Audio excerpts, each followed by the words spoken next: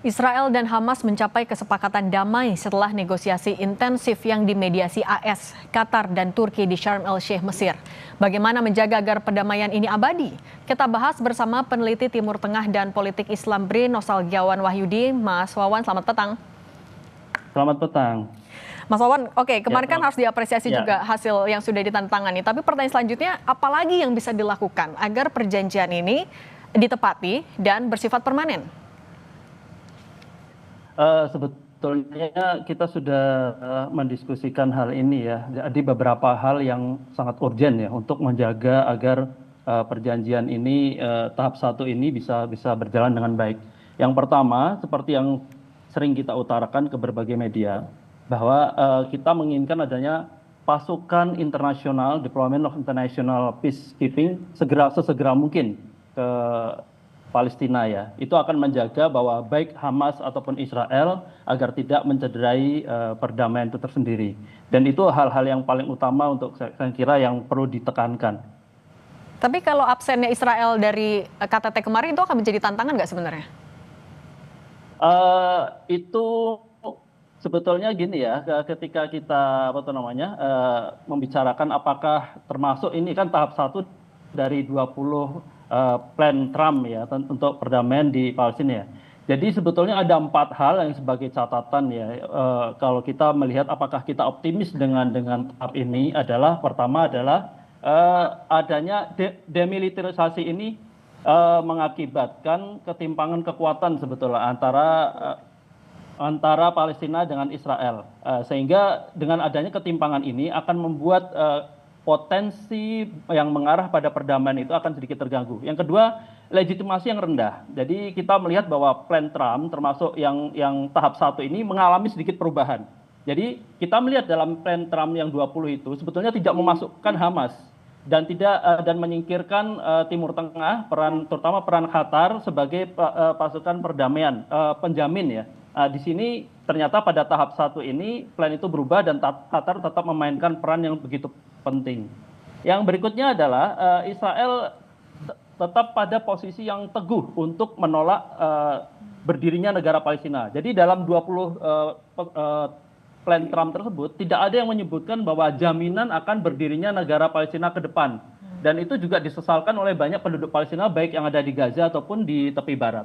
Yang terakhir bahwa ini sebetulnya sudah kita ketahui ya, bahwa riwayat pelanggaran international law, politik apartheid dan pendudukan ataupun penjajahan yang dilakukan Israel itu membuat sebetulnya kita boleh pesimis. Boleh pesimis bahwa perlunya pasukan internasional sesegera mungkin untuk menjaga agar tahap 1 ini bisa berjalan dengan baik. Begitu, Artinya yang jadi faktor paling krusial untuk memastikan keberhasilan selain tadi pasukannya yang benar-benar ditarik atau ada pasukan perdamaian, apalagi secara hubungan diplomatis yang bisa diusahakan? Begini Mbak, mungkin perlu adanya sedikit revisi ya. Jadi di situ ada yang pertama itu pelucutan senjata Hamas secara permanen ya. Dan itu saya kira itu menjadi titik negosiasi yang cukup alot untuk sementara ini. Apalagi dalam survei pasca serangan 7 Oktober 2023, popularitas Hamas baik di Gaza ataupun di West Bank itu sangat-sangat tinggi.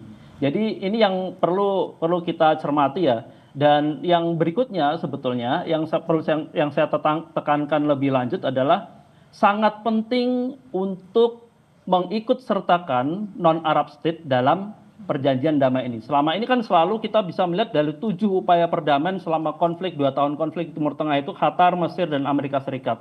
Hubungan trilateral ini membuat upaya perjanjian perdamaian itu mengalami sedikit titik jenuh ya.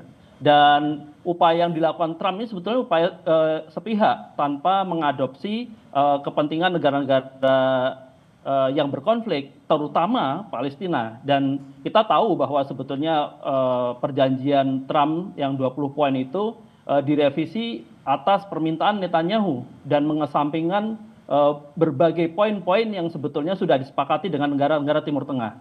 Dan juga kita tahu sebagai sebuah catatan lagi bahwa mayoritas negara Timur Tengah, terutama Saudi, menginginkan bahwa kemerdekaan Palestina itu memang tanpa Hamas. Nah, ini titik yang sangat krusial. Dan untuk Indonesia, sebetulnya saya menginginkan adanya trusted non-Arab state for peace partnership. Ini yang posisi ini yang sangat krusial. Apalagi Indonesia menghadiri KTT itu berarti fungsi Indonesia sebagai diplomatik untuk masuk dalam perdamaian di Palestina ini kansnya sangat besar.